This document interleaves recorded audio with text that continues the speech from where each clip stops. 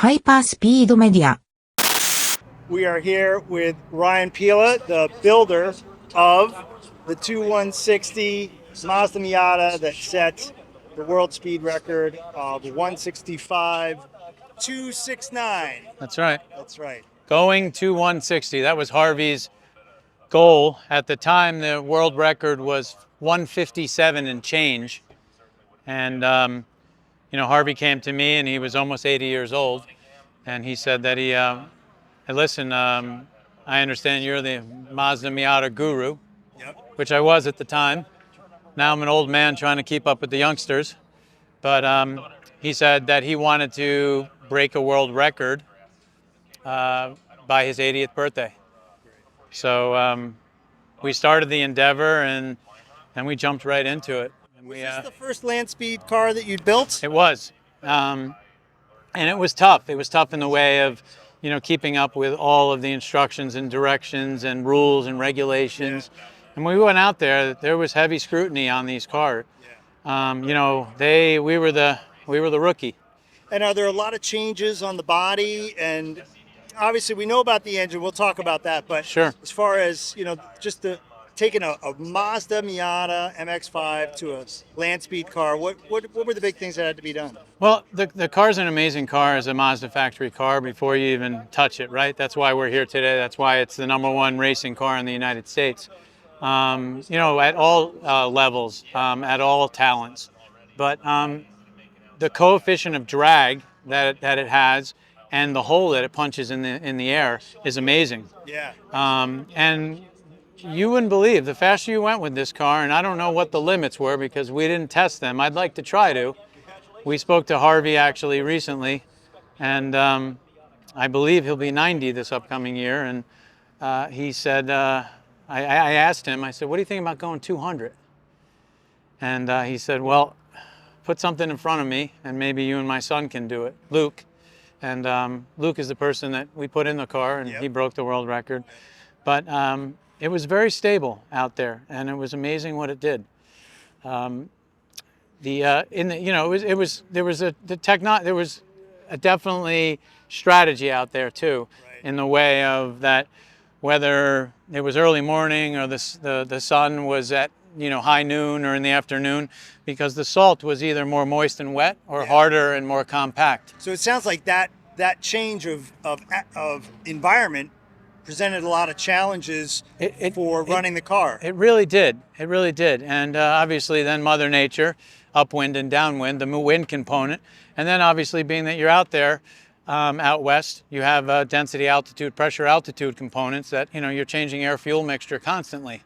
So so from the morning, if you guys ran in the morning, it'd be different in the afternoon. Way and you've different. Got to make a lot of mapping changes on the engine. Way different. And, even the contact patch on this small tire, whether it was more moist and soft or harder, you would be running on more of the center line of the tire, a little bit wider, creating more drag. And there was a lot of variables. And then the officials just scrutinizing left and right and, make this change, being that we were the rookie. And then we were the first person in Miata to do this as well. So, but it all worked out. It was an amazing experience. It's an amazing car. Harvey and the Siegel family are amazing people. It was amazing to work with them. Real special privilege to do it. And I'd love to go back and do it again. And I'm looking forward to it. So it sounds like somebody's going to take this car back to Bonneville for sure. Maybe it'll be you and Harvey again, maybe somebody else. I encourage the person that does become the new owner to look me up, because I'm ready and willing to go back and go to the next class, the force inducted class. All right, before we get there, Sure. We've got some questions, some technical questions that have come Sure. up on this. So we know that the rear end, the diff now is the 4.3 torsion rear end. Yep, 430, yep. We had questions about what you guys ran at Bonneville. What was the gearing that you ran there? So we ran, we had 411s and we had 430s, but we also had a different fifth gear, right? So this motor is a all day long 9,000 RPM motor, right? It's 14.5 to 1 compression. And at sea level, it made close to 300 horse. It was a high 290 horsepower. You know, when we went out there with density, altitude, pressure, altitude, and everything, the car, you know, was somewhere around 250 horsepower. Just from the change of the place. Just from the change of the atmosphere. Yeah, I mean, the analogy is with an airplane. You know, you take off at Aspen or take off in Long Island, where I'm from, in Watermill at East Hampton Airport, and I'm a pilot, I fly planes. And, you know, you need another 1,000 or 1,500 feet of actual runway to take off because the air is so bad. Yeah. So same thing with land speed. Same thing with land speed record. You know, it's all the amount of air fuel that you can shove down the throat. But if you don't have the proper, you know, parameters and adaptations, you become handicapped, and a lot of changes need to be made. So of course, with any car, engine is primary, right? So let's talk about this engine, because everybody loves to look at it, see it, hear the story of it. So first of all, 4-cylinder inline engine making 290 horsepower. Yep, starting off as a 1.8 liter, a 100% stock motor. Again, rewinding for a second, you know, what's unique about going back with this car and force inducting it to the new owner is that when you force induct something, you don't lose manifold pressure. Okay, so once we get a turbocharger, supercharger, whatever the forced induction component is, we'll be able to go out there, and then the density, altitude, and pressure altitude won't affect us as much because now we're force inducting the motor. We're not relying on just the ambient air. Right. So, but back to this engine, it was built, I'm not sure if I can say this, but built to the balls, to the max. And there was nothing that wasn't done to it. The machine work is endless that was done. It ended up being 14.5 to 1 compressions. 14.5 to 1 compression, all the engine guys out there and all the wrenches out there know that is as close to flame front as possible.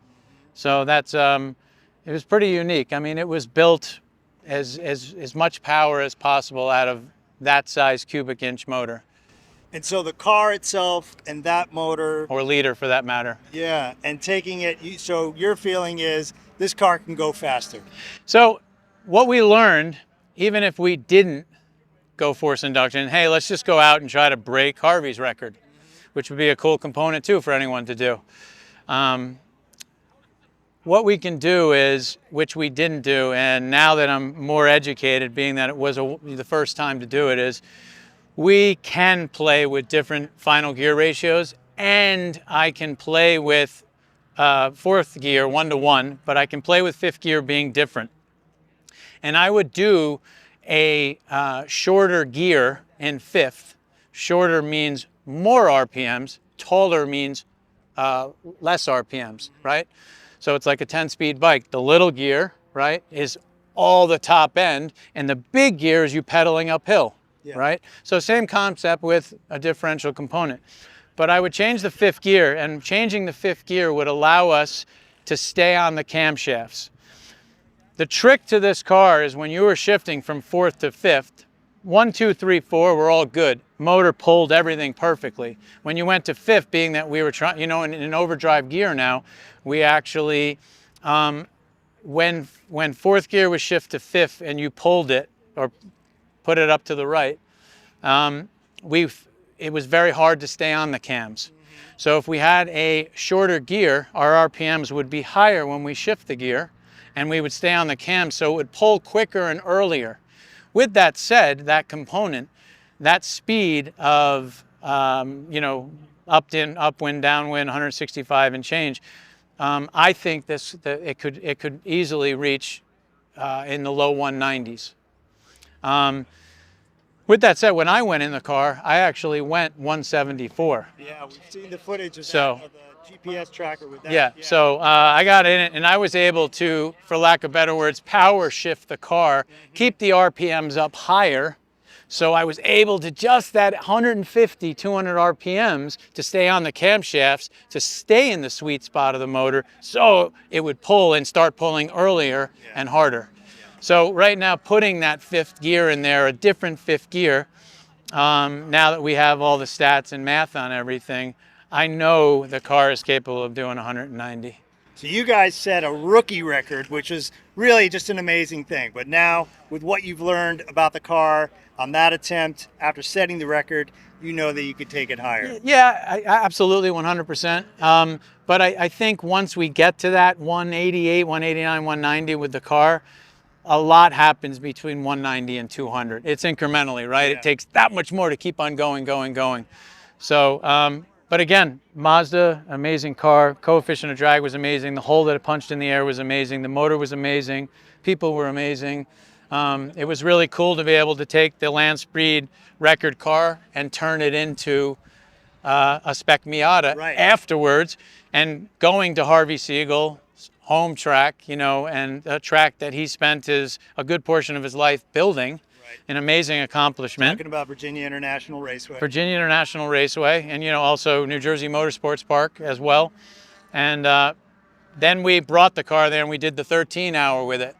And the car was flawless, and it was a seamless thing. So the next person that does get the car, the beauty of the technology and the engineering of the Mazda Miata is that you can do what we did as well. So we can actually, you know, take that motor out and put a spec Miata or back and forth. So it's a very, you know, universal, versatile car. And it handled amazing. I mean, we had spec suspension on it, you know, for the land speed record. And, you know, what did we do to turn it into a spec Miata and make it live and be reliable for 13 hours? We stuck another Mazda motor in it. Right. Yeah. And we passed tech and we were compliant and we were legal and we did real well. Well, hats off to you, to Mazda. Pleasure. Yeah. The whole team Siegel who achieved the record. It's a great story. It's a great achievement. It was a fantastic it's experience. A great build. Yep. And thanks for sharing Yep. all of your insights. Yeah, pleasure. On a great race weekend here at Lime Rock Park. Pleasure. Thank you. Hold on to it, keep the car underneath you, and then commit to the throttle all the way through. Top of third, fourth, top of fourth, shift right.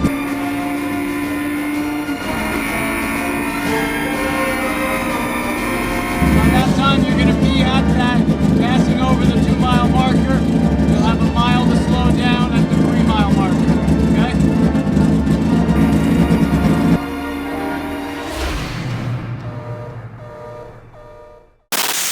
ハイパースピードメディア